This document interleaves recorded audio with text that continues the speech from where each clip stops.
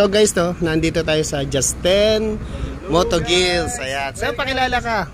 Ako nga pala guys, si Justin. So ito yung makikita nyo, Justin Moto Gears. Tsaka check nyo na guys sa Facebook, Justin Moto Gears. Tsaka Justin Red Bull. Tsaka si partner Motocha. Ayan. So yun yung mga natin, mga social media accounts. So, ayan, kaya ako napunta rito, dinala ko kay Sir tong Aerox ko kasi medyo marami ng nararamdaman. May nagpayo sa akin na daling ko dito, expert daw sila sa ganito. Sa bali, ano gagawin dito? Actually, CVT cleaning lang sana sa kapalit balls pero may in-offer si Sir. So, dito tayo mag-base sir sa Odo mo. Ito. Dito kasi sir sa Odo mo, 32,000. Parang na siya, pwede na siya natin gawing full refresh. Full refresh. Full detail refresh. So gagawin natin dyan sa 30,000 Odo, babaklasin to lahat ng fairings. Okay. Kasi pag makita mo sa labas, malinis yan. Pero sa loob, baka may mga nakatago na dyan. Baka may mga bulate. Bulate, uod. Buti pag walang halaman na baka tubuan na rin ang halaman. So yung una na gagawin natin sir, dito sa side, magneto. Dapat sir, yung magneto every 5,000 or less than 5,000 na nalinisan tsaka na-repaint, para hindi na mag-accumulate yung rust tsaka dumi, so hindi nakakalawangin. Then kasama na yun sa package natin, stator cleaning. Okay. After nun, lilinisan natin sa loob. Yun na yung tawag nilang throttle body cleaning, tsaka injector cleaning. Set na yun, kasama na yun sa package natin.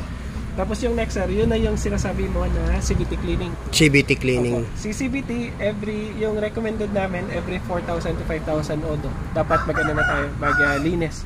Para maiwasan na natin yung sira yung slider piece. Maiwasan na natin na mabengkong yung bola. So, mas maganda na every 4,000 to 4 to 5,000 malinisan sa palagi. Okay. So, baka pag may budget si Sarah, i-upgrade na. Doon na muna tayo sa package ni Sir maintenance. Bali, ano yung mga kasama doon? Ayun na yan sir, throttle body cleaning, FI cleaning, kasama na yung magneto dito. Magneto repaint, pintahan na natin yung magneto, tsaka stator cleaning. Kasama na din yung yung CVT cleaning, tsaka upgrade na kung ano na pwede papalitan. Filter sir, kasama doon. Kasama na yan yung change oil. Fuel filter, change oil, set na yan. Kasama ayun, ayos na pala. Wala ka na palang iisipin na na mga mga behind. Prangkahan na to si Sir. Kasama na lahat 'yon. Change oil, tapos filter, coolant. Coolant, pwede na yun. Isama na natin coolant. Ayun. Kasi parang na yun sir, parang revert na motor mo. So from 30,000, recommended naman namin siya. Revert parang yung sa bago ulit. Religion Magiging bago na siya ulit. Bago na siya. So yung natin sir, parang born again Yeah. Ganon. Parang magiging bago na siya ulit. So after ng maintenance natin, doon ka na ulit magsisimula from zero Odo na ulit. So tuturuan kita sir kung ano na yung gagawin mo kung ano na yung next mo na maintenance after natin may refresh. Ayun.